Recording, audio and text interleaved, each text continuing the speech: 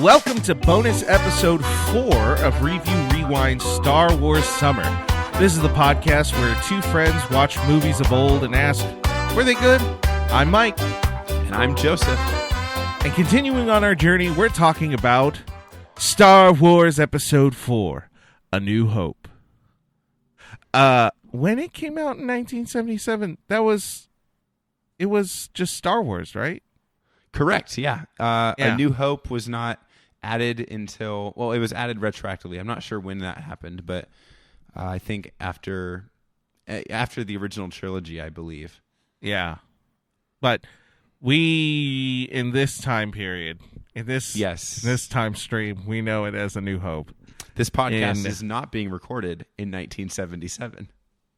Yeah. Maybe. No, it's not. We'd be blowing people away with what we're doing right now. That's right. Alrighty. So, Joseph, why don't you give us some background details about the film? Yeah, absolutely. So this movie was rated PG.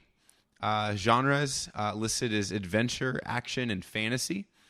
Directed, of course, by George Lucas. It's produced by Gary Kurtz and written by George Lucas. The release date, when it was released in theaters, this is an iconic, historic date in the movie industry, May 25th, 1977. July 4th, 1770. No. That's the one. That's wrong. No. 5/25/77 is the date that Star Wars, was first seen by the general public, and as we'll talk about in a second, with the gross box office, it took the world by storm. So, the runtime is just a bit over 2 hours. It's 2 hours and 1 minute. Its budget is estimated to have been around $11 million in the late 70s. About $3 million over budget. Fun fact. Yeah. But I think it more than paid off, because the gross in North America, U.S., Canada, $460 million. And then just about 461.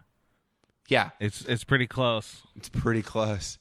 The opening weekend alone was over $1.5 million. But as the history tells us, right, opening weekend, nobody had really heard of it, but then it kind of caught on. It became a sensation after people had seen it. And like I mentioned in I think the first episode of our series, my parents were among the crowds. I think my parents saw it about a dozen times, they've told me before, in theaters in 1977. So, gross worldwide box office, $775 million. Tremendous amount of money. So, by today's standards, billions. Probably the highest grossing film of all time by today's, if we accounted for inflation. Yeah, I don't know that for a fact, but it is up there for sure. Yeah, and it's wild. Wow. Absolutely. Alrighty. Now it's time for the plot.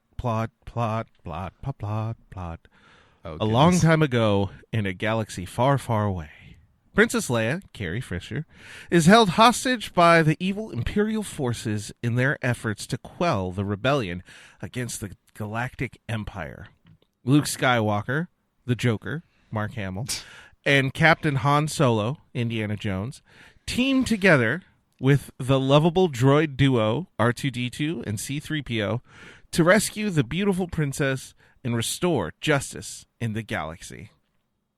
Now, this was the plot that was front-facing from 20th Century Fox. One of the worst synopses of the bunch that we've done so far. It's corny. It's very corny. They forgot Obi-Wan.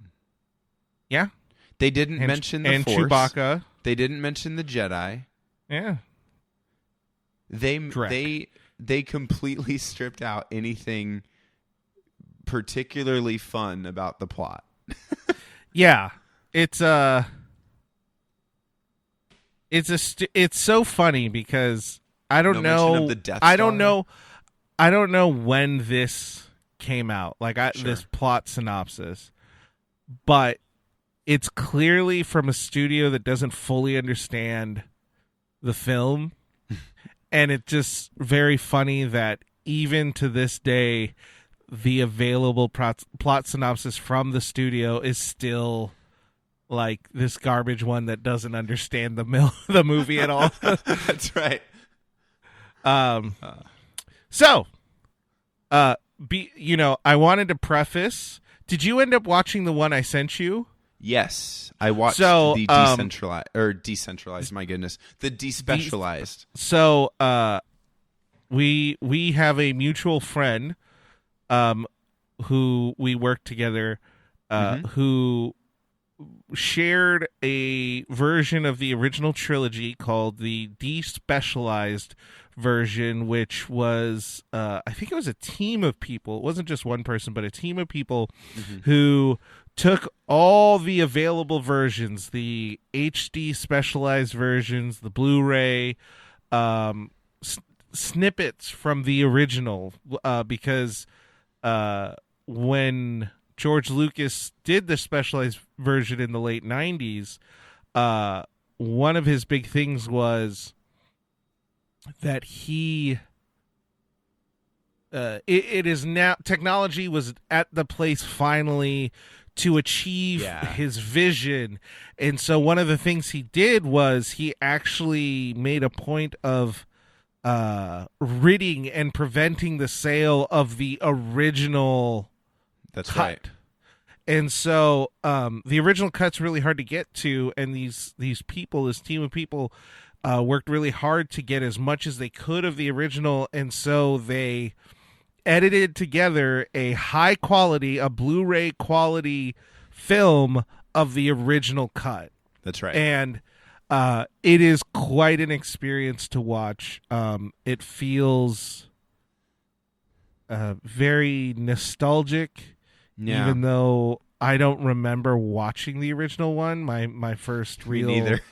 my first introduction to Star Wars was the specialized version when it came out in theaters. Yeah. So it was cool to watch it as it was originally done. And then you and I have both talked about and we've both watched some of the documentaries about how the first one got made and all that. So we're going to try to talk about some of that to give you some more in-depth background on the film, not just, our basics on what we thought of the movie overall. But speaking of which, let me just a quick addendum to the specialized versions. For those that don't know, the primary differences have to do with George Lucas using CGI to sort of over what would be the term for this? To sort of like do over some of the original practical effects. Yeah. And so a lot which he always felt were inadequate. Yes, that's right. And so you have extended shots of the land speeder with Luke and Obi-Wan and the droid going into Mos Eisley. So you have more, creatures and characters walking the streets. You have more buildings and stuff like that. Right. And then the other big difference is at the very end when they're battling at the Death Star, they've redone all of like the ships and the explosions and stuff. Basically like keying out all of the original, models and like practical explosions and doing them in CGI. And so it does look, clearer and brighter. It is more modern, but it does in doing so, it kind of loses that original touch that in many ways I think made the original cut of the movie so magical. Agreed. I think the watching how it should have originally seen just in higher quality, or how it was originally seen just in higher quality, you know, I think as an artist, you have to limit yourself Mm-hmm. to a deadline to the point where you say, like, this is done. I can do no more. Because if you have more time with it, then you're going to keep going and you're going to keep going and you're going to keep going. There's a good chance that if Lucas hadn't have sold Lucasfilm and the entire Lucas industry Sure. away, maybe 3 years ago we would have gotten a specialized version Sure. where everything Even was more even is more. redone. Yeah. So I think to be fair to filmmakers, most,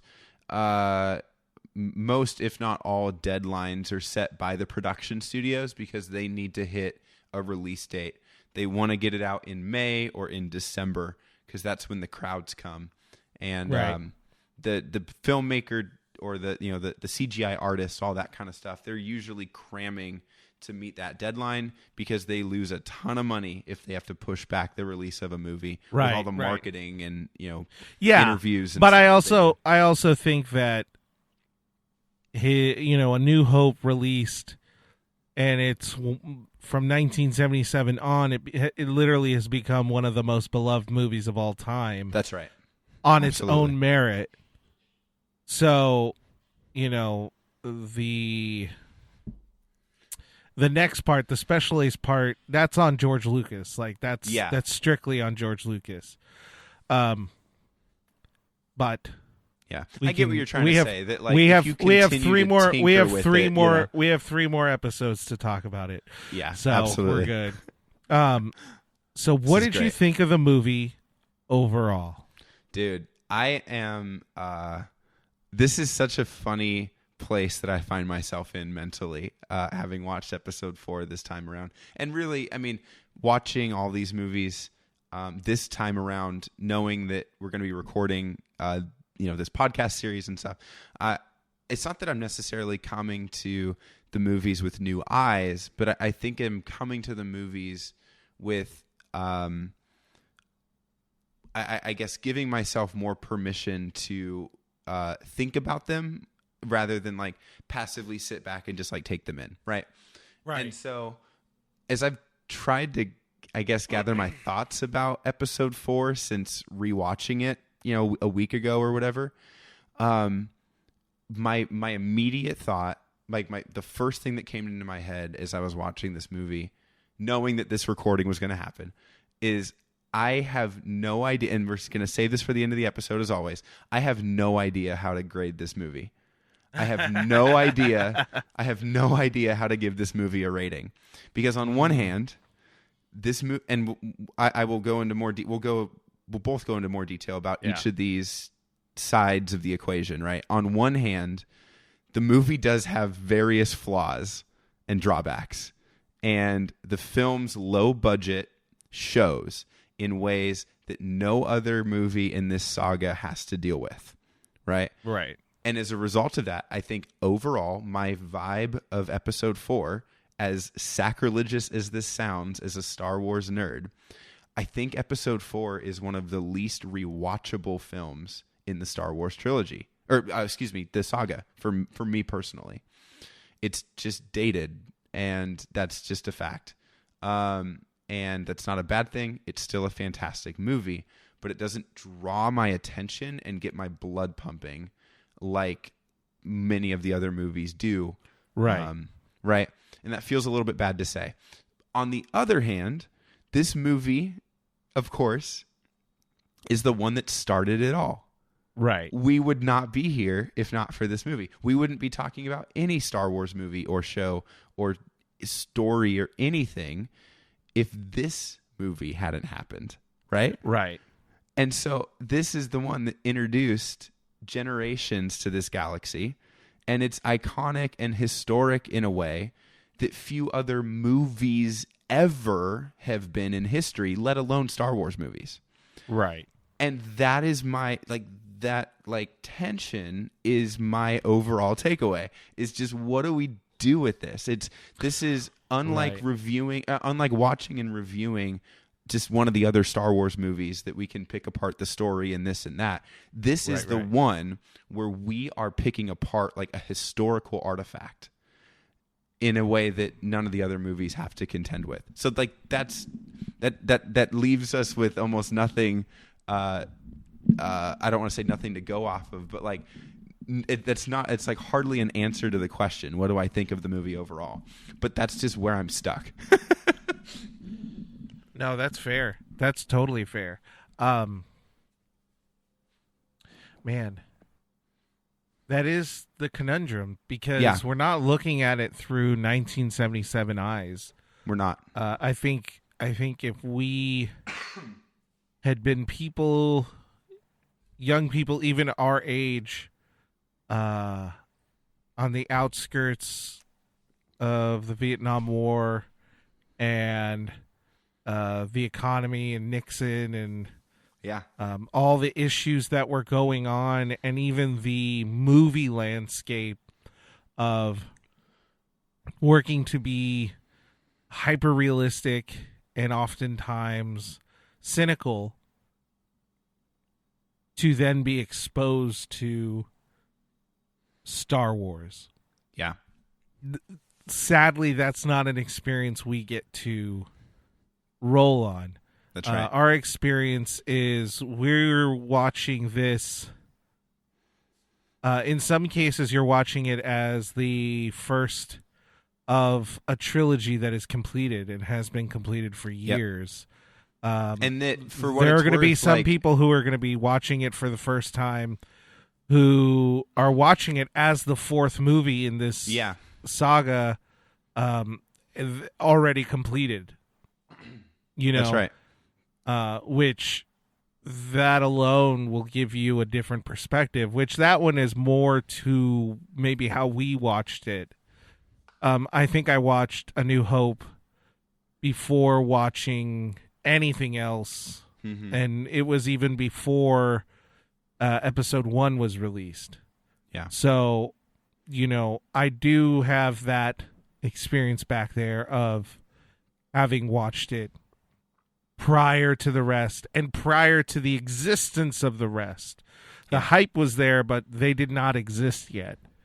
And so that's, you know, but again, Jurassic Park had already come out. Right. The absolute conquering of Lucas's graphic design or special effects company. What is it? Industrial Light and Magic. Industrial Light and Magic is not only almost 20 years old, right, but has formed itself to be the juggernaut of the industry, not just a startup at the time. Because, you know, we watched the documentary, so we know Industrial Light and Magic started to do Star Wars. To do Star Wars. George Lucas banded with some people who had done some stuff, but nothing to the extent that they were trying to accomplish, and they got it done. And, you know, those flaws, like you were saying, those dated things, and we'll talk visible. more about those, are visible, but, you know, we're taking a lot for granted. Absolutely. And I think as we're trying to grade it and as we're trying to go about it, we're forcing ourselves to take a lot into consideration. And so as we go along this path, I think we need to maybe separate some aspects of it as far as story, because story is timeless. Yes. Character development, timeless. That's all timeless. Dialogue, timeless. Special effects, we can then look at it from kind of like an objective line of, hey, for that time, let's look at these things in that prism. Yeah. But I think there are a lot of things that are not limited by time that we can kind of look at and go, yeah, this is the story, and it's a tale as old as time. That's right. And we can kind of objectively look at it. Acting. We can look at acting. The 70s. I think The Godfather was around this time, and that's still, lauded as one of the greatest movies of all time. Absolutely. And, phenomenal acting in it. And so acting existed then. It wasn't like this cheap thing that everyone wasn't using like a mid-Atlantic voice as they were going through it. It wasn't like, break the Star Destroyer, see? There's this weird, that's not mid-Atlantic, but look up mid-Atlantic people and you'll figure out what I'm talking about. Yeah. Might be it. I don't know. Anyway, so let's go ahead and think movie overall. What did you think of the story, the plot? Yeah. I think that the plot itself is like probably one of the best elements of the movie, right? Yeah. I think that the story is a lot of fun. It's action-packed. I think it's cohesive. I think that the way that if you imagine almost like pieces on a chessboard or whatever, like I think that George Lucas moves the pieces around the board really well and really strategically, and the story makes sense. Even if it's the first and only movie you've ever seen in this series, if you're in 1977, for example, you can tell immediately, like, ooh, Darth Vader's bad and powerful, right? He's a bad man. You have this, there's this intuitive sense of, like Luke is this like innocent, desperate, farmhand, and Leia is sort of stubborn, but cool. Like everything is, I think, really intuitively established. I think the term for that would be world building, and I think that if we can tie the analysis of story with the analysis of world building like together, then like that's the best part of episode 4. I think that the way that they are able to refer, like, here's like a good example, like the way that they refer and just throw out the names of whether it be like a technology like moisture farming or the Binocs or Tusken Raiders, they throw out the names of planets, and the people in the story are like familiar with all these things, and even though the viewers wouldn't have been, they can kind of just latch on to the characters' familiarity. And that's called world building, and I think the movie does it really well. I think that, and then just to build on talking about world building, how can we not talk about Ralph McQuarrie and the design language and the art design? To give people kind of a background on it, when Lucas was trying to sell this film or to get backing on it, he had 2 artists work up designs based on his writing, and Ralph McQuarrie drew up some of the more iconic characters and iconic scenes that are actually pretty close to what they used in the movies. But Lucas would go around with these because he had nothing filmed. He had nothing put together. He had no actors. He had no special effects at that moment. Yeah. All he only had a script. He only had a story. And so character names to not go into details. It with just a script, he went in with these beautiful, beautiful drawings. You can all look them up. Oh yeah. I highly recommend you do because they are gorgeous. And from some of the documentaries I watched, it's really kind of understood that those drawings are what sold the film. Yes. Because science fiction was kind of a faux pas at that time, and people weren't really stoked on it, especially studio heads, because it's 2022, and the joke is, but it's also valid that studios are run by like old white men. Right. And that was still true back then. It was still rich old men who had no understanding of what people really wanted at that time. And it was a risk. There was one executive who kind of believed in the project and who was the best cheerleader to the executives for the project, but he was absolutely blown away by the pictures, by the drawings, and he pushed for it.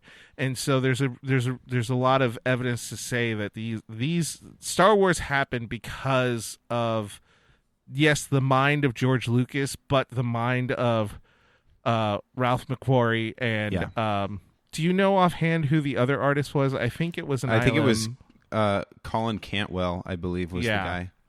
And so he had worked on 2001: A Space Odyssey, right? And he brought sort of just to paint in broad brushstrokes here, what makes Star Wars, as if you want to call it this, a universe or as a design language, so iconic.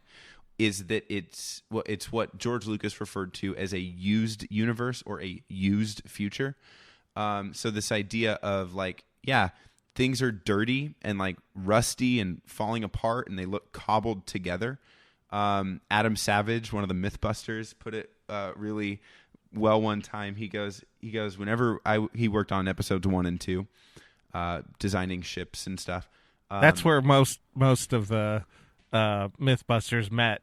That's right. It's literally true. Most of the Mythbusters met working on Star Wars: The Phantom Menace because they designed a lot of the models and the scenes and stuff like that. Fun fact number 46. Let's just call it 46. I'm not keeping count, but sure, it's probably up there. Anyway, Adam Savage said once, he goes, that the way you design a Star Wars ship is you have just pick a random shape, pick a random element. And add 5 of them to the side of a ship in a random place, right? But make the 4th one crooked, is what he said. Yeah, it's just just make it look used and inhabited, because that makes it ultimately, unique. Certainly compared to 2001: Space Odyssey. 2001: Space Odyssey, everything is clean and white and shiny and at right angles. Or I know one of the images that was shared to the studios was actually the Millennium Falcon in the hangar. Yeah. And that shot, just the Millennium Falcon in the hangar, is such an iconic shot that it's so great to see from the original design to the screen. It's there. Think about the fact that the Millennium Falcon is asymmetrical, right? The cockpit is on the side. That's absurd, right? Yeah. But that's also what makes it so timeless and unique. But that's also why when you play a video game that involves the Millennium Falcon, you always you hit can't something see out the left side because there's no perception. That's right. It's totally and there's right. no sensors. There's nothing. One of my it's biggest awful. pet peeves, you and I both know, I love Star Wars and I love Disneyland. So when Star Wars Galaxy's Edge opened, I was, as excited probably as anyone to go. When I first got on, the first time I ever went on Millennium Falcon Smuggler's Run, I thought, well, this isn't, you couldn't be able to see out the side like this. The nose of the Millennium Falcon would be in the way, but it's completely open and visible and stuff. Anyway, that's just a very nerdy rant. I've never been on that ride and someone You've never been? No, hold on. I've never been on it and no one not crash it. Oh, it's Like there's no way to pilot this it is without a crashing total it. tangent. Yeah, it's a total tangent for this episode. The ride is impossible to not crash. Yeah. It's like built into the code. Anyway, Anywho. tangent. The world building is fantastic. Yeah, I think I would agree with that. It's the world building is always one of Lucas's strongest points because it's always believable. You know, considering that there's lots of quotes from actors who were filming Star Wars who they would like say a line and they're like, what is this? Yes. What is That's going right. on? And notoriously Harrison Ford. Right. But it's so believable. Like the thing about Star Wars that I've always loved is as soon as you come in after the rolling story where the letters go up, as soon as you come in, you have entered a world that exists. Yeah. And it's a world that everyone in that world understands the rules. It feels and alive. You just believe it. Yeah. Like you That come is such in a good way to put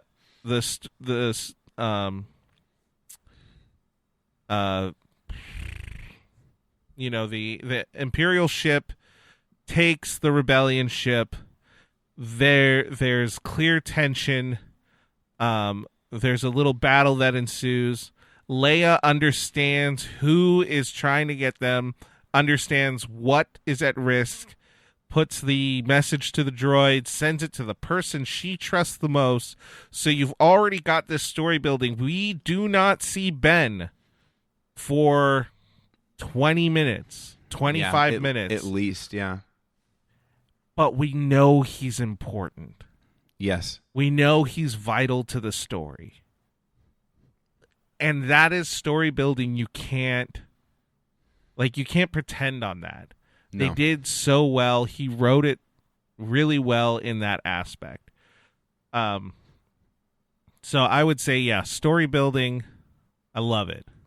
It's perfect, yeah. Did you have? Yeah, I would just say like another positive is the original special effects. Of course, we talked earlier about how George Lucas kind of overwrote them in the specialized versions, but man, go back to 1977 and seeing the X-Wings attack the Death Star, and I mean, like it's just mind-blowing, and it's cool. We'll talk about this in the next two episodes, but it's cool how Industrial Light and Magic and George Lucas and all that, they up their game as the original trilogy goes on. Which we can actually, we'll talk about that a little bit. I think everyone, you just got into like the nerdiest talk possible. We are ready to expand and make sure that you know. If this surprises you, why are you here? I'm really hoping that when people listen to this, they are informed in a way that they didn't know about Star Wars, and hopefully they have a deeper appreciation, because I think with everything I've learned, I've gained a deeper appreciation. Now, with that being said, that's a transition. Let's talk about the acting, because we talked about the world building, and there are aspects of the acting that are really good. The trained actors are fantastic. Yes. I really loved Alec Guinness. Hello there. And it was really good. It's basically a beetle with a little more like age. And but Alec Guinness, Tarkin. Yeah. Oh goodness. This is why I always have this stuff pulled up. But I had it slid down. Peter Cushing. Great. Absolutely wonderful. And then, I heard, from the documentary that I saw, it seemed like some of the best decisions were made after filming, to fix things, to cover up mistakes. And what, the visuals were in, and it was like, it's not really there. And then, George hires the guy who does the sound effects, and it just like it amplifies the energy. It ups everything.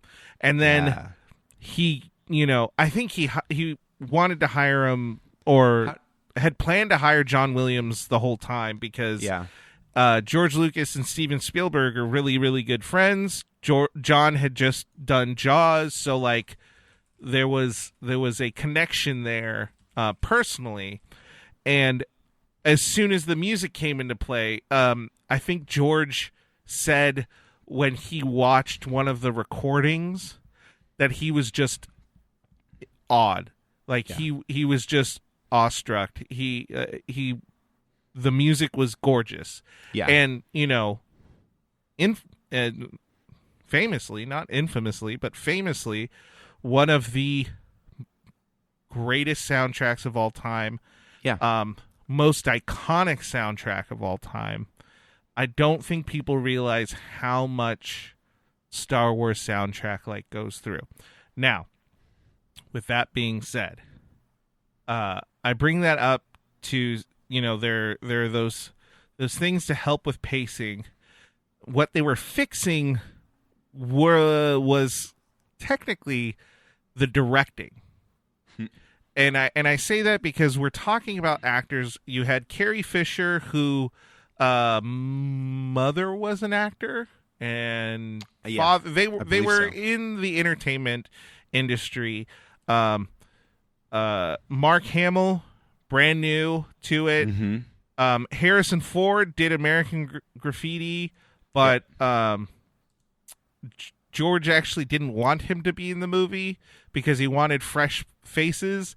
But so he hired Harrison to read lines to the people auditioning, and eventually George just kind of bought into it and was like, saw this that is he the guy. was actually good for it. Yeah. But it was also the one that was originally going to be I forget who was it, like Tom Selleck or something. Who was originally pegged to be, I forget who it was. And wasn't it a schedule thing? Oh, it was Christopher Walken or Kurt Russell. Kurt Russell did audition for it for sure. I didn't ever see anything about Christopher Walken, but Kurt Russell did. And Tom Selleck, yes. But I do think the reason that Kurt Russell didn't was a scheduling thing. I think there was a scheduling problem because I think he was about to get it. And then there was a scheduling issue. And then Harrison Ford had just kind of really fallen into the role. But, Harrison kind of took to it really easily. Like, he fit the role. Perfect. Mark has good acting chops, but it just doesn't fit sometimes. Yeah, absolutely. He's too extreme in certain things. And Carrie Fisher I think Mark Hamill's line deliveries are extremely stale in this movie. Yeah, frankly. Yeah. He gets better. Yeah. I will say he gets a lot better. But you're he's right. And really, really whiny. Yeah, too, especially absolutely. like Uncle Owen and cleaning up the droids and talking to meeting Ben and stuff. I think there's comments about Carrie Fisher. I honestly love her. Yeah. Not just because she's iconically Carrie Fisher, not because she's iconically Princess Leia, but I think she delivers everything that's needed for Princess Leia. Absolutely. I think she's a great actress in this You movie. and I are watching Obi-Wan. We're going through it. Sort of spoilers, not really, but I think it's fair to say, so they're building her character a lot based off Carrie Fisher, but she's this 10-year-old girl. She has to pretend to be fancy and all of this stuff when she's doing the meet and greets for her parents. Yeah. But really, She loves the forest. She loves being out. She loves to adventure. And I think they nailed it because in A New Hope, when she's doing the political talk, she has that like semi-British accent. She articulates. She speaks in a very maybe posh isn't the right word, but in that way. But then as soon as she's getting rescued, can someone move this walking carpet out of my way? You know, like yeah. She changes, and she changes into that adventurer, and I actually love that. I don't know if he meant for that, but I love it. And the reason I talked about the music, the sound effects, all of that, is because the editing issue that they had was that the acting wasn't paced correctly. George didn't direct it in a way to build the pacing. So from the movie's sake, building the movie, George wrote the lines, and his basic expectation was, it's here, it's written. Do what's written. And so when the actors were like, they would deliver a line, and you'd hear cut, they're looking for, all right, faster, slower, more emotion, like where do you want to go? And they started to make a joke out of it. Faster, more intensity. And so they would cut, and then all the actors would go, faster, more intensity, to try to guess what it is. But that was his main direction. And so these actors are reading these scripts in 1976 of just absolute nonsense. Yeah. And all they're getting is faster and more intense. The funniest story about this, I can't agree with you more. The funniest story about this that speaks to George Lucas being primarily a writer and not a director, right? Yeah, is there's this hilarious story. I forget if it's in one of the documentaries or if I heard this elsewhere. Where is they're filming in the cantina, like the first scenes that Han Solo, the first scenes that Harrison Ford is portraying Han on camera. Right. They ask, I forget if it was Mark Hamill or maybe Alec Guinness, asked George Lucas on the set, like, hey, by the way, like, how do you pronounce his name? Is it Han or Han? And George Lucas literally said, just read the line. And so, oh my gosh, like that's like actually true, that George Lucas didn't know or care. He probably knew but didn't care, and it was just a matter of like, just do it, just do it, just. And that's probably why there's like 3 versions, right? Because Lando in spoiler alert, episode 5, says Han pretty often. Too far, my friend. Too far. I'm sorry. Getting ahead of us. But yeah, like there's a lot of these things. And if you notice, sometimes in episode 4, I believe, doesn't Grand Moff Tarkin call her Princess Leia? Yeah. Instead of Leia. All the names are pretty varied. All over the place, yeah. The standard names aren't, because Luke is Luke. Like it's really hard to mess that up. Vader, like Vader, Yeah. But the ones that are ambiguous are like allowed to be ambiguous, right? Which was a choice. They didn't have to do that. Right. This is funny. Which might actually be why Solo is written in so much, because they're like, I don't sure. I don't really we know how to pronounce that word. I don't know.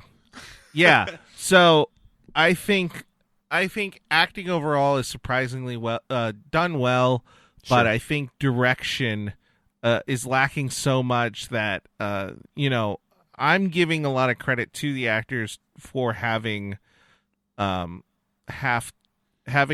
had to be in that situation, because that's super hard. Absolutely. Now, if you put an actor in to a Star Wars world, they're ahead of the game. And even if you had George in that position again,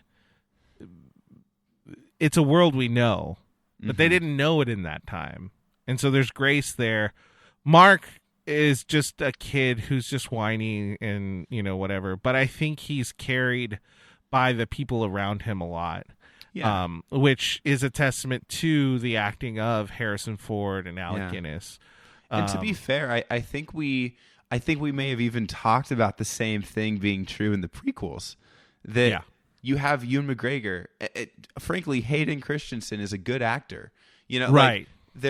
And it's this same kind of problem where perhaps George Lucas should, not be a director but stay a writer.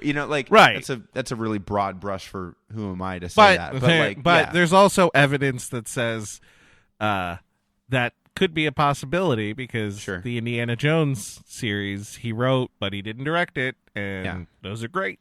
Yeah. Well, sort of. I don't count the fourth one. Yeah. Anyway, there's a lot to say there, but I don't think we have to fall into that brush. Sure. But I think we can look back at the prequel with Hayden Christensen and kind of understand a little bit that even though he was directed poorly and he's a good actor under it all, there is some rhyme or reason by what he did because it was reflecting Luke. It made a point of being paralleled. And Luke just happened to be really whiny and didn't know how to control his emotion by any means. In the first one, there was a little bit of straightened up a bit in certain aspects, but every time Han and them were trying to fly and he's just like, what does that do? What's happening? Are you gonna get us out of it? It's just like, dude, calm down. You're worse than C-3PO right now. And then what did you think of the movie? And now this is where we'll have to step back from our 2020 vision. Sure. 2022 vision. 2020 vision. And we're both wearing glasses. I know. The special effects. Seeing that despecialized version and seeing a lot of aspects, I think the special effects are fantastic. Yeah. The models, considering what they had, as much as we want to look at it we have these special effects and these special effects nowadays, the computers they had that they were working with were nothing compared to even our phones. They ran on tapes. Yeah. Yeah. They did so much with so very little. They revolutionized the game. They did things that were literally never done before. Mm-hmm. And I think that has to be taken into account. And totally, I think they get an A 100% on that aspect. 100%. Now, absolutely. Is it dated? Sure. Absolutely. Yeah. Absolutely. But I don't think I'm going to. I think as far as grading goes, I'm going to grade it as much as I can as though I was in that time. Yeah. Not so much where we are now. Because, even story-wise, even, the building it up, Lucas wanted to make it essentially an independent film. Mm-hmm. So if we look at it in scope of an independent film, it's great. It's fantastic. Mind-blowing, yeah. It's probably the best independent film ever made as far as quality and everything put together there. Yeah. But, that's just kind of where I am. Yeah. Do you have any points? I would love to just, I think you said it. I think that the special effects for the time, completely mind-blowing. And even the despecialized version, right? Even the, the old models that get blown up with little sticks of I forget what they use, but to detonate and have it look like they've been shot down and stuff. It holds up. It's great. Yeah. It's iconic. It looks rad. It looks cool. One of my favorite visual tricks that they used. And I'm sure you've heard of this if you've seen the making ofs and similar documentaries. Is the use of matte paintings. That would go in front of the camera, and they'd have holes cut out in the paintings, and then they would act sort of on the other side of the painting. And so what they would do is they would paint almost like these frescoes of like the hangars or like the deep, like bottomless pits and stuff to make the spaces look huge. And then they would cut out the holes. They would line it up in the camera with the actual set. And so you would have, a pretty small set, a couple of actors, but you could just have still painting like a portrait basically of a larger room with more people standing around, whatever. And or even like it just blends in. It's just totally natural. When Obi-Wan is turning off the tractor beam. The tractor beams, he's going around that circle, no handrails, which seems, I think OSHA would have something to say about that. Yeah. I feel like that's a joke we made in Destroy the Shield Generator. Random plug. Anyway, there's that deep bottomless pit there. And you're right. Like that is just a matte painting. And Alec Guinness is just, just walking around a floor basically. I think that's so brilliant. I don't know who specifically came up with that. Maybe that had been in use beforehand, but one way or another, I think that Star Wars sort of put, maybe it's unfair to say this, but maybe it is to say that Star Wars like put that technique on the map, and that like, again, spoiler alert, gets super used in 5 and 6 as well. It's awesome. Right. What did you like best about the movie? I'm sure you answered it a little bit, but if there is an aspect of the film in its entirety that you like the most. Yeah. I'll answer this in like 2022 context. Cool. Because that's when I watched it, but what I liked best about it, I think, is similar to what I like about most of the Star Wars movies these days, which is just, it is such a big, critical, beautiful piece of this story. And you get so connected to these characters and to their mission and what they're trying to do, that to see it play out, even though I can quote the whole movie, I know every twist and turn and whatever, like you're just drawn in. You can't help but be drawn into it. Me personally, but I think many people would say that as well. For me, my favorite part is just that this is iconic. This is Star Wars. This is where it all began, and it's just awesome. Yeah, I think for me, it's the mythos of it all. Yeah. I guess that idea of the world building. It's for sure. It's so grand. The Force, Jedis, wars, battles, this empire. We know this empire is evil, but there's really no point in the story where we know why. They destroy a planet, but it's like, at what point did they get to that place? Right. Like, how did that come to be? We don't need to. The mythos is there, and we have a story that truly builds on that. What I forgot to mention about the world building, I think this is such a perfect example of it, though, is when Obi-Wan's like, oh, like I was a general in the Clone Wars. Right. And in 1977, that was not obviously a thing. Right.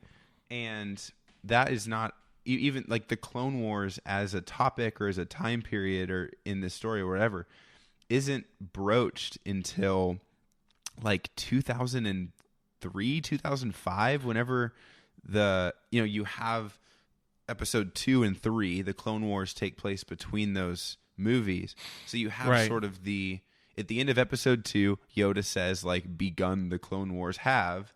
Mm-hmm. Episode 3 is the conclusion of the Clone Wars, but you have the entire show, the cartoon, 7 Right. seasons worth, and an animated movie about the Clone Wars. Anyway, the fact that like throwaway world building line in 1977, like you said, it draws you in. It continues Well, and I think to that's flesh out that this world it has history and it has character. That the movie doesn't even need to go into right. in 1977. It's just sort of laying this foundation that the creators can run with in any direction they want to forever. Right. And that's the writing, because like the line is, I don't know the line verbatim, but it's, how do you know my father? I fought with him in the Clone Wars. Yeah. And then Luke says, you fought in the Clone Wars? Yeah. And so it's like it's known. It's like known. a thing. The history is there. There's so much there with so little presented.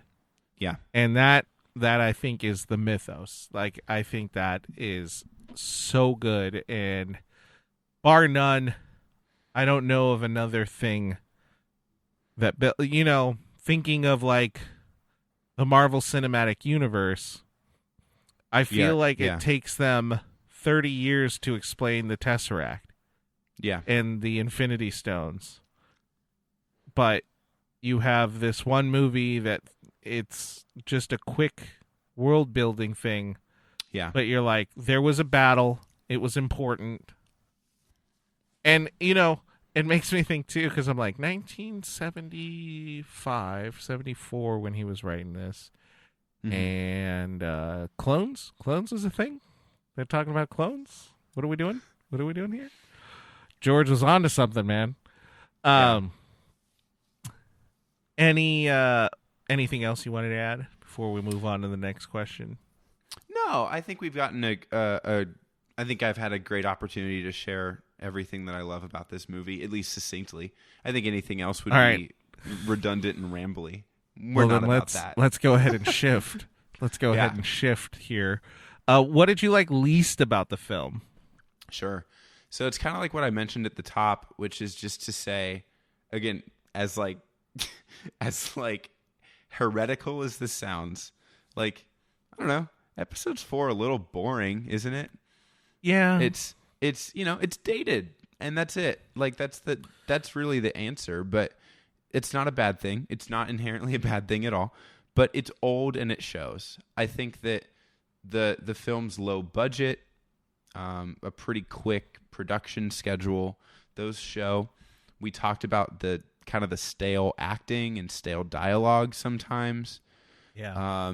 Or at least the stale line deliveries of the dialogue. Right. And then like the lightsaber fight, you get to this big epic showdown between Vader and Obi-Wan, and they're almost standing still most of the time. Right. I get that is a stylistic choice at the time. He's referencing Kurosawa. Like there's a reason to do that, and it's super valid and stuff. But again, I think all of these things just add up. No fault of its own. It's dated, and that's it. Yeah, I think, sadly, I may not go all the way here, but I think the biggest flaw is that George is directing it.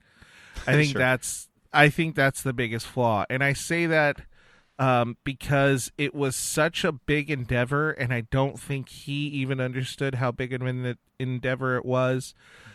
Because I think it was, he figured he wrote it, and so people would film what he wanted to film, and then at the editing, he would just like edit it, and it would turn out perfectly from his edit.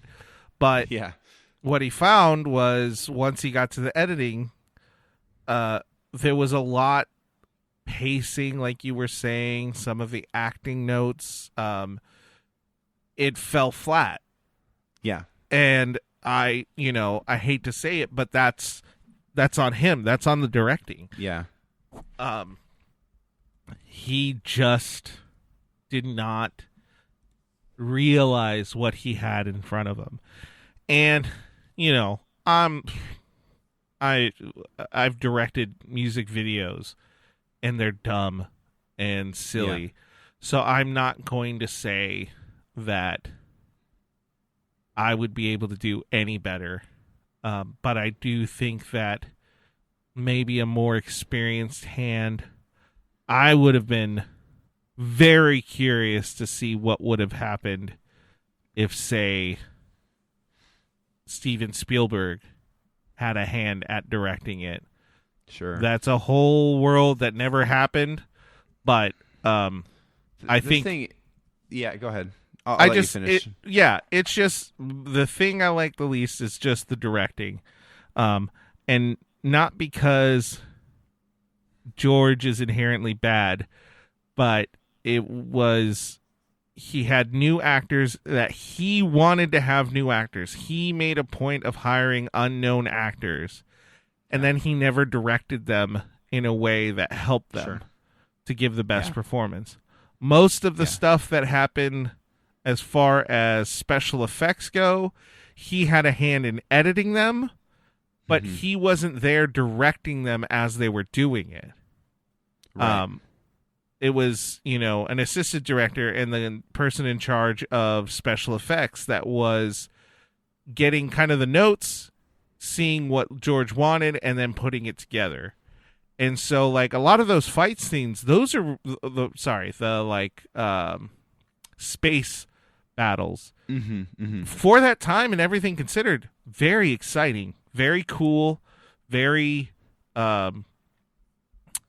new for that time. But I think in some ways, some aspects of it still holds up. I think the pacing of it's pretty good. But I don't know how much of that is George or how much of that is the assistant director or the special effects team. But that's just kind of where, and that's being heavy-handed on George, but of course, yeah. He did so many other good things. I think it's only fair to really be objective and go, this was his weakest point. And bummer. And I think just to be fair to him too, I mean, I think everything you're saying is correct, but like, I don't think Star Wars would have happened without George Lucas directing the first one. Absolutely. Right? Absolutely. And I think the best decision he made yes, as the owner of this property was to get a different director for the second one. I was literally just going to say the exact same sentence that you did. Yeah. Yeah, absolutely. He was reportedly like sick of like Hollywood critiques and stuff like that. Well, it wasn't just that. It was close to the end of filming. He had to go to the hospital because he basically had extremely high blood pressure, and they were like, "You're on the cusp of a heart attack, and it's all stress related." Oh, geez. So you need to like back the stress off. And so my understanding was his decision to get another director for Empire Strikes Back was he, wanted to spend time with his family, wanted to do more in that aspect. He was still critically involved with the project, but of course. Oh, absolutely. Yeah. That was the best move was he got a different director, which we'll talk about it later on, but he got his professor. It was his film professor, or so Irving awesome. Kershner. I can't imagine having that. It's kind of a flex, case. But I love it. Yeah. Sorry. No, it's awesome. We're literally saying the same thing there. So now it couldn't have happened without George Lucas directing. Yeah, and speaking of that, like he dipped out when he knew that he was ahead of his time in so many other things. His writing, his world building, absolutely light years away from anyone in that time. Yeah. The mythos, just there's nothing that can contend with it really in that time.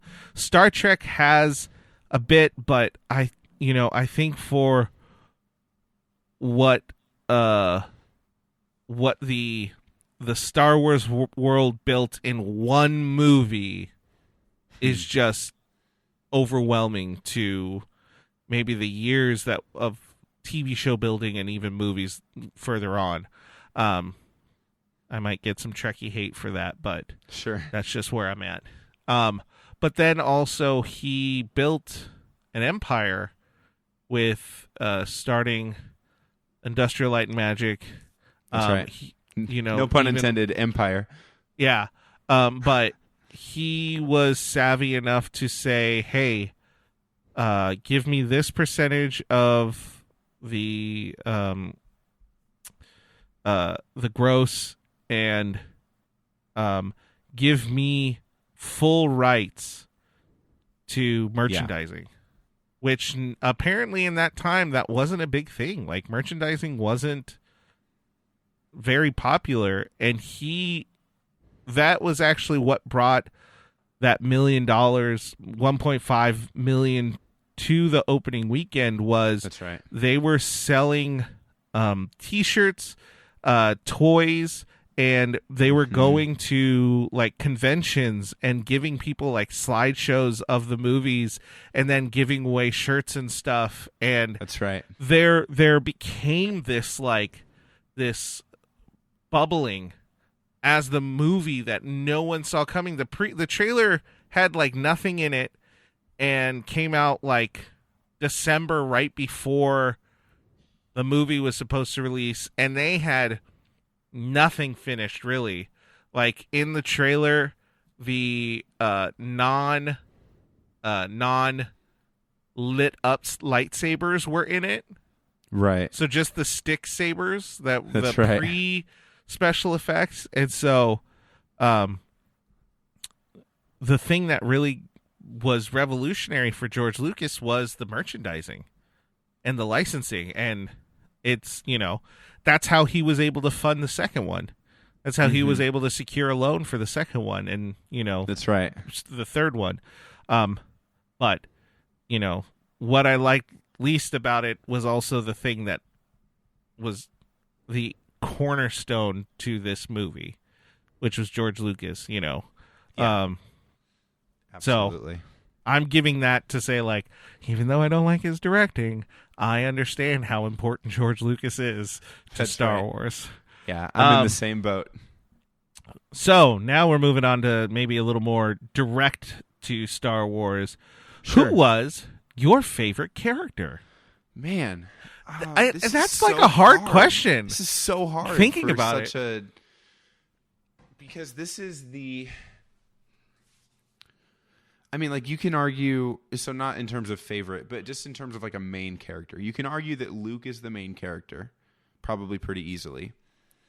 But because it really is his journey, his ascension into like discovering what's going on in the galaxy. Yeah. Yes, that's true. So go ahead and tell your portion of it. I have something to kind of discuss with that. Okay. But continue on. So Luke, I think, is one of the natural choices to answer the question of who's the favorite. But there are at least, I mean, it's between like him, Obi-Wan, Leia, and Han, right? Like, without the other three, not only is like Luke's story kind of meaningless and impossible, but I just said it both. It's not just meaningless, it is impossible. And so right. This is almost like an ensemble movie, even though it primarily is about getting Luke, off of Tatooine and starting his training in the Force. So, like, as far as a favorite character, again, I realize I'm probably I'm probably answering a different question, but it sounds like you're answering who's the main character, which right. That's fine. Who's your favorite? Who's my favorite? Who's the character that, like, as soon as they're on screen, you're like, this person rocks. I love this person. R2-D2. Thinking about this, I think it's I think it's Han Solo. The swashbuckler? I think it's Han Solo. I think Han Solo, I don't know. I'm not answering this with too much confidence, to be honest. But I think Han Solo. When you were describing, That's like the fair answer because he he's has just so himself. Yeah, He's such a great character. He has charisma. He has a confidence unto himself. Mm-hmm. Like there's no one who really falls even close to that. Right. Even the villains, they don't grab that confidence. He has the best he has the best lines. Like Yeah, truly, sure. he has some of the best lines. Man, yeah, I like Han. I like Han a lot. Yeah.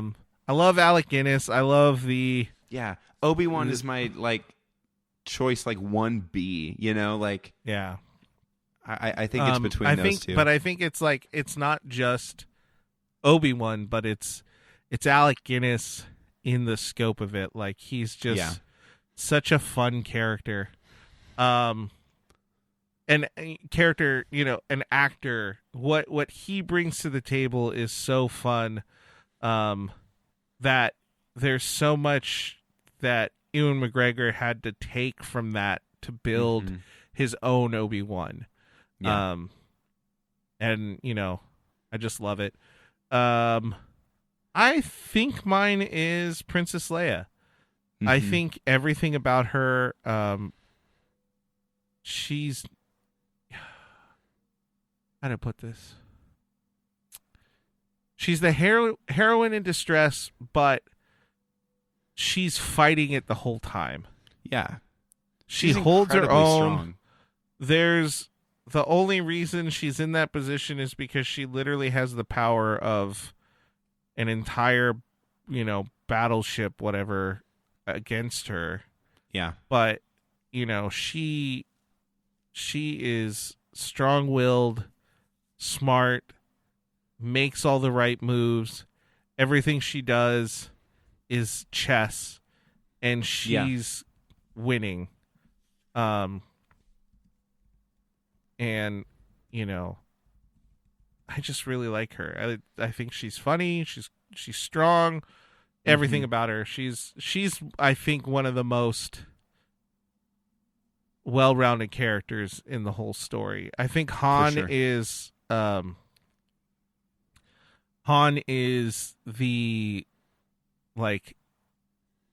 out of the box ready to play character. He's just the same throughout. Like you have a little bit of character development with him coming back in the end. Spoilers. If you haven't seen the movie, in what the first 45 years of its existence, but he's ready to go, and even the character development still falls under kind of who he is in the deep down of it. Yeah. But Princess Leia, every scene, it's like a layer. Yeah. Every scene is a new layer. Every scene is a new layer. I can see that. Every scene. She makes everyone around her better. Yes. The snarky scoundrelness of Han Solo is magnified by his interaction with Leia. Yeah. Her good points to the point where Chewbacca agrees with her and it annoys Han. Yeah. She's making that situation better. She makes Luke braver. She, she is the heart of the rebellion. Yeah. So she's just, to me, I think she's the best character. She's my favorite character for sure. Absolutely. The thing I wanted to say about Luke, which is really interesting, is because there's a lot of people who maybe won't put Luke in the basket of favorite character, and there's. I'm trying to think of what the title of it is, but there's character story book written, and it has a graph of the most detailed aspects of a character drawing wise, face and everything, down to when you go to the restroom and it has the little character and it says like, hey, this represents a man, this represents a woman, and even though there's hardly any detail on it, you can look at that and go, that represents me. Yeah, like abstraction. Right. And there's this thing about characters that a lot of times you bring in a main character who fits that mold more than because you don't remember the main character on a lot of things. So I'm taking this from a Cracked video, an After Hours video. I'll put the link. I'll probably forget, but I'll put the link Sure. in the description.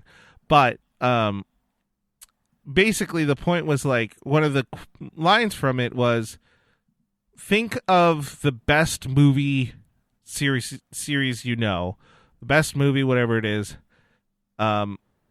Take the main character and think how many times they have like a quotable line. So like, you had just watched Harry Potter not that long ago, right? It was like a year ago. But like, the lines we more. remember aren't ever Harry's lines. I don't remember too many lines, to be Think honest. of It's the think of only Star time I've- Wars. Yeah. Luke isn't the one we quote. That's right. You want to think of other, Because he's not the wise one too often. right? At least, we Uh, quote the teachers, basically. And then like The Matrix, Mm-hmm. we don't quote Keanu Reeves, Right. but it's this.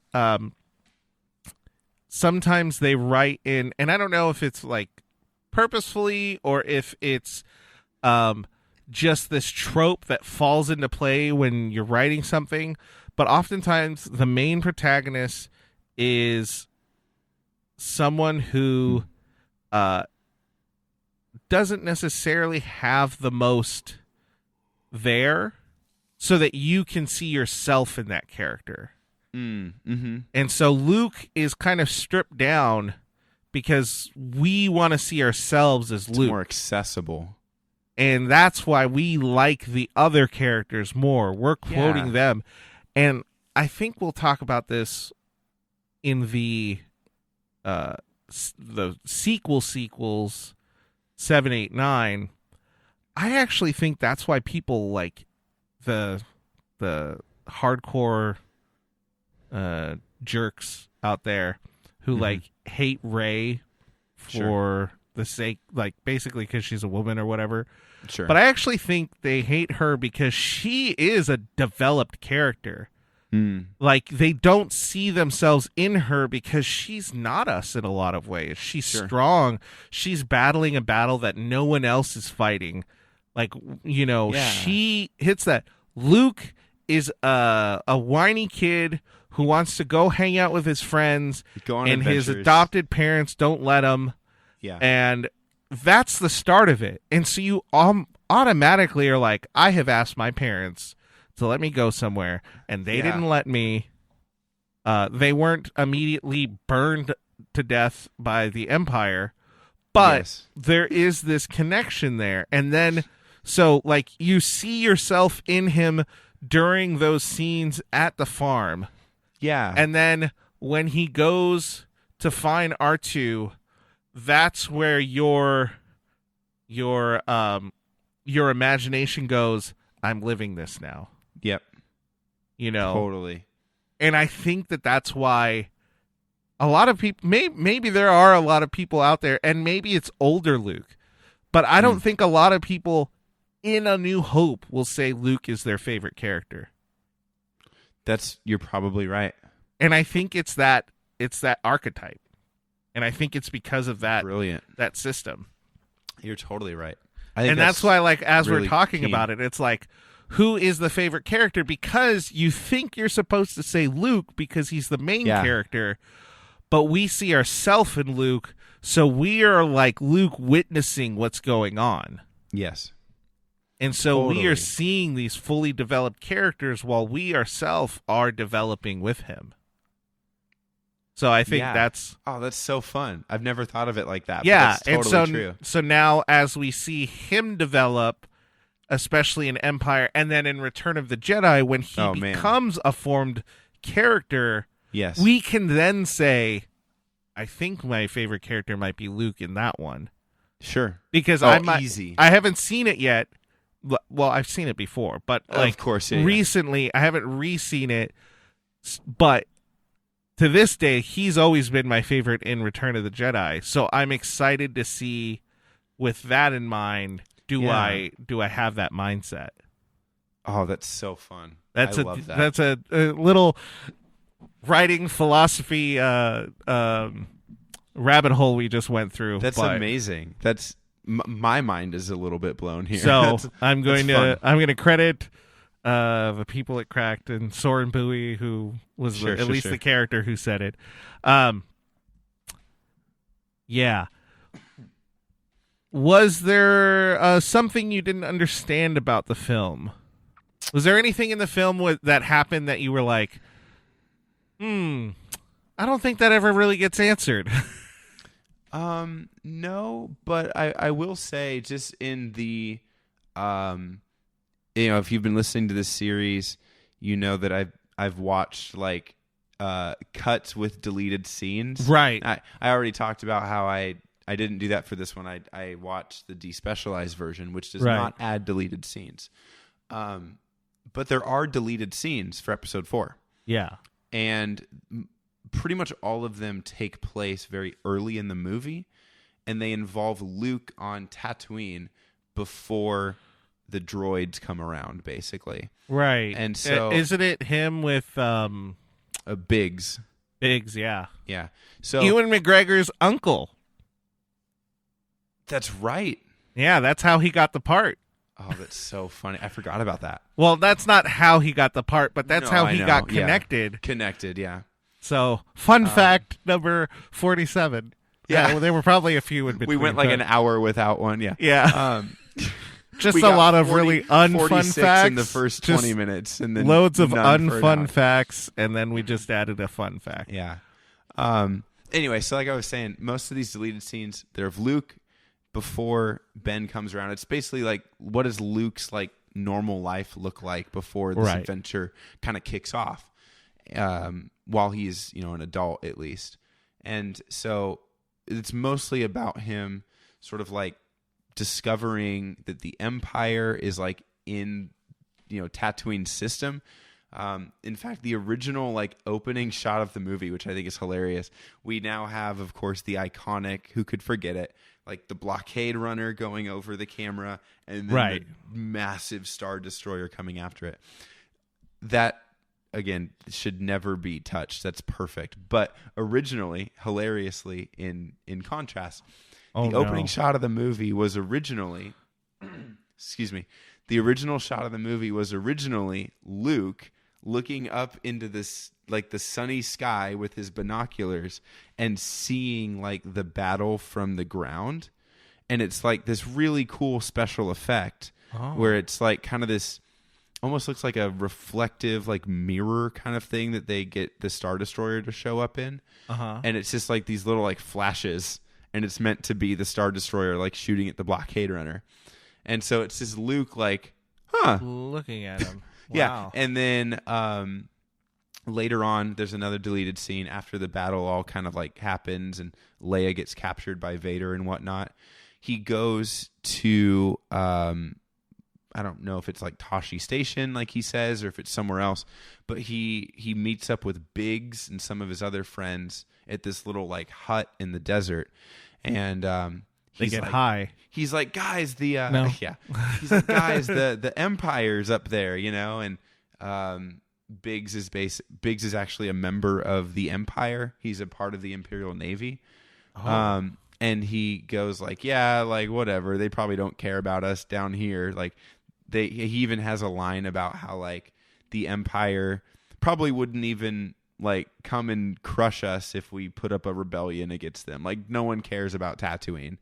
But Biggs like walks away from the crowd with Luke and kind of tells him in secret, he's like, hey, I've got a plan to defect from the Imperials and I hear that there's like this rebellion getting created, and I'm going to defect for him. And so later on in the movie, when they're on Yavin 4, That going explains to, all going that, to hit up the yeah. Death Star, he goes, Biggs, Luke, and they hug and everything. In like the theatrical cut, the specialized, like any version that you would watch today, that is the first interaction you see Luke and Right. Biggs have. Right. But it's a deleted scene where you have this kind of entire backstory, which like they're friends from Tatooine and they grew up together. Yeah. They grew up even like flying together in their Right. you know, Yeah. T-16s or whatever. And that they, you know, Biggs went off and joined the Imperial Navy, which in all the irony in the world, Luke actually wanted to join the Imperial Navy so he Right. could get off of Tatooine. Right, because that's the line where he says, "I want to join the Academy." Yes. Is that the Imperial Academy? Yeah, it's referring to the Imperial Navy, like training to be in the Imperial Navy, training to be a TIE fighter pilot. Man. So like Luke And wanted Uncle to join Owen the is just like, Imperials. "Yeah, you're going to. Don't worry, you will." Yeah. He should know one more better. season. So anyway, I just think that's a hilarious. So to answer your original question from like probably 10 minutes ago, is there anything that confuses me watching the movie? No, I've seen it enough times. You know, but and I don't know if that's a that's funny- necessarily yeah. a plot hole if it ever gets explained. So I guess because Right. it doesn't get explained, it is a plot hole. But like, yeah, he it says, could be "I want to considered a join plot the hole, but I want to join the Academy," and then as he's talking to Obi-Wan, he's like, "I don't like the Empire any more than the next person. You know, I don't care about them." Right. And it's like, he just sees it as a ticket off of Tatooine. right, which That's- they don't that's elaborate Luke's ultimate enough goal. on. Right. I think it's Totally. inferred, but yeah, and I think I agree with you. I don't really think there are too many issues with it. You know, it's Yeah. like truthfully, it's a well-written movie. Yeah. And You can see the Biggs thing, you know, you could see that as a plot hole, or you could just see it as another aspect of that world building, the same way that Yeah. they mention the Clone Wars. I you know. think enough was left in the movie as far as that story building goes that the embrace of Biggs and Luke isn't actually that big a deal. Yeah, And absolutely. I think it works fine. Yeah, it's awesome. Yeah. Well, now it is time for the review rewind. We look at critic reviews from when this movie came out, so I made sure to pick some from 1977. They had the internet back then? I'm just kidding. They had print. And Joseph will read a positive review, and I will read a negative review, which I had to sign up because of a paywall. I didn't come pay, on. but I signed up. And you were going to read the positive review. I'm going to read the negative review. And I went ahead and found like pretty meaty paragraphs because I wanted to get the as much of what the writer and reviewer was trying to present to the audience. Yeah. I think the positive one does a really good job. I will talk about the negative one when I get through it. But Joseph, Yeah. by all means. All right, I've got the positive review. This comes from Time Magazine, the one and only Time Magazine. It gave Star Wars a 100 out of 100, a perfect score. And they wrote this: a universe of plenty as audiences can discover beginning this week in Star Wars, a grand and glorious film that may well be the smash hit of 1977. Well, yes, it was. If only he got money for saying like that. prediction. Yeah. If he had, literally bet on it or something. He goes on to say, it certainly is the best movie of the year so far. Star Wars is a combination of Flash Gordon, The Wizard of Oz, and Errol Flynn swashbucklers of the 30s and 40s, and almost every Western ever screened. Not to mention the Hardy Boys, Sir Gawain and the Green Knight, and the is that Fairy Queen? How is that pronounced? I don't know what that is. Fairy. Anyway, sorry. Fairy Queen. Sure. Yeah. Sounds like Dairy Queen. The result is a remarkable confection, a subliminal history of the movies, wrapped in a riveting tale of suspense and adventure, ornamented with some of the most ingenious special effects ever contrived for film. It has no message, no sex, and only the merest dollop of bloodshed here and there. It's aimed at kids, the kid in everybody. What an awesome last line. I love that. That's a great review, right? That's an amazing review. I read through that entire thing and I was like, this is the paragraph that we got to use because it's super good. Excellent choice. Alrighty. So the bad review is coming out of... Give me a negative review. Yeah. New York Magazine. They gave it a 30 and this guy is a jerk. And it'll come through. My understanding is he looks back at it and he's kind of like, okay, I was wrong. But I don't know, man. I think this person just had a Did he have kind of a grumpy day, you think? Oh, maybe. I don't know. Here we go. Oh, dull new world. We are, of course, not actually in a dull new world. Any art form or potential art form, which sometimes is only an entertainment form, does not ever quite go out of fashion or cease to exist. Even in literature, only the epic has bitten the dust and everything else continues. There will be certain forms of film that will be preferred at certain times and other forms that will be preferred at other times. And there will always be the kind of divergence. We are treated to a galactic civil war, assorted heroes and villains, a princessly maiden in distress, a splendid old man surviving from an extinct order of knights who possessed a mysterious power called the Force, and it is all as exciting as last year's weather reports. Rather more can be said for the two robots that steal the show. One humored British accent and with an Edward Everett Horton persona. The other a kind of mobile electronic trash can. All nervous beeps and hearty bloops, waddling along in vintage Mickey Rooney style.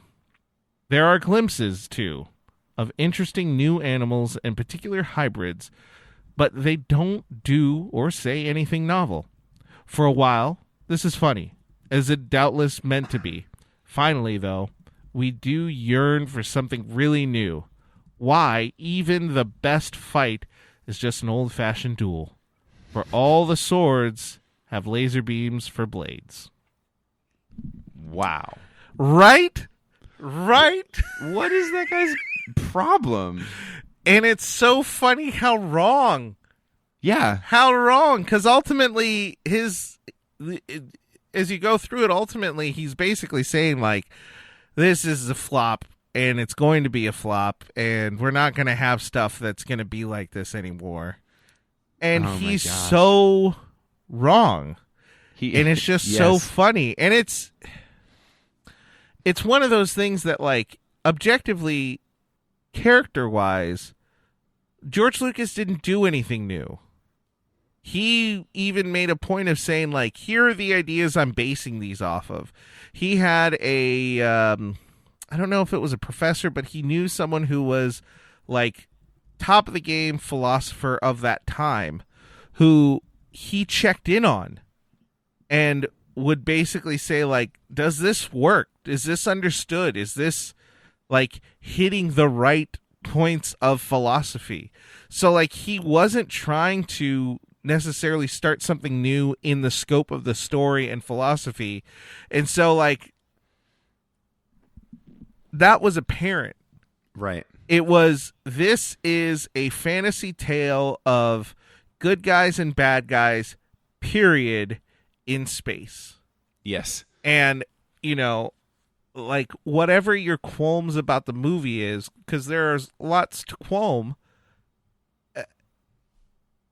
Gosh, it's such a, it's just literally someone who is hey, pay me to write a nasty review.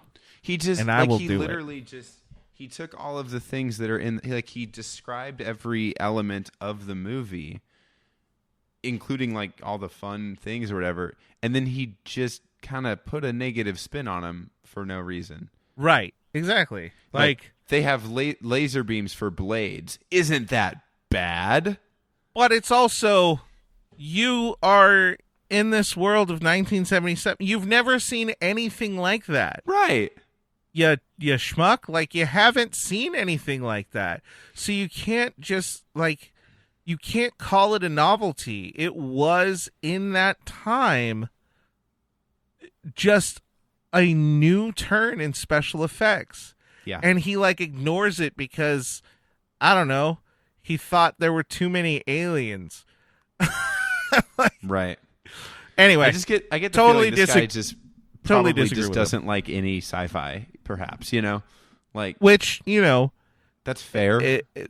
But every then don't have that guy write your documentary review. I've seen that takes a point of going back to that time. Sci-fi was this thing. Like 2001, they weren't sure of it. Like, right. And even its success didn't fold it into the world of saying, like, hey, we want more sci-fi. Because ultimately it was, a literal force, the computer system doing what it thought was right, which to us, it was destroying us. But, right. Anyway. Yeah. It's bad. Dumb. Yeah. So, Joseph, the time has come. No, please don't. As we have rewound to 1977. Please no. Don't make me. What is your grade? I can't do this. You're going to have to do it. It's like I said at the beginning. Any grade we give this movie is completely arbitrary. There are plenty of reasons to give this movie an A+. There's plenty of reasons to give this movie like a C-. Yeah. And I agree. that's not the case for the other movies. Like, all the other movies, they fall into a narrower range. There's still debate to be had, but it's right. This has by far like the widest range that you could imagine because of, again, the historical significance. So, I think the big question here, and you actually brought this up earlier, but I was thinking this before we started recording. On the topic of grading this movie, I think have to make a decision, and we haven't been doing this throughout the series so far, and so it's inconsistent and unfair. But I think we need to make a decision of, do we grade this through 1977 eyes or through 2022 eyes? And I am going to declare, at least for myself, you can go a different route. I am going to grade this movie with 2022 eyes. Okay. And the reason I'm doing that is because that's just what I've naturally been doing for episodes 1 through 3. That's fine. With all that said, I have literally gone back and forth and back and forth and back and forth over like 4 different potential grades for this movie. Yeah. I'm just going to throw this out and like be done with it and know forever and ever that I will probably regret this, and I don't want like hate mail, and I don't want to have to, live with this decision. I will make sure to put his mailing address in the show notes. So yes, thank you. You can literally mail hate instead of like email. That's not hateful. I am gonna give Star Wars Episode 4, A New Hope, a B-. Yeah, that's fine. That's my grade. Is that yours too? Yeah, B-. Oh my! Because gosh. I think there's even evidence in 1977 for that. The prominence of the movie, the success of the movie, is almost entirely the special effects. Yeah. Which that's what gets it all the way up to that place. If it was like, if you could take those acting things out and it was just the special effects of 1977, 100%.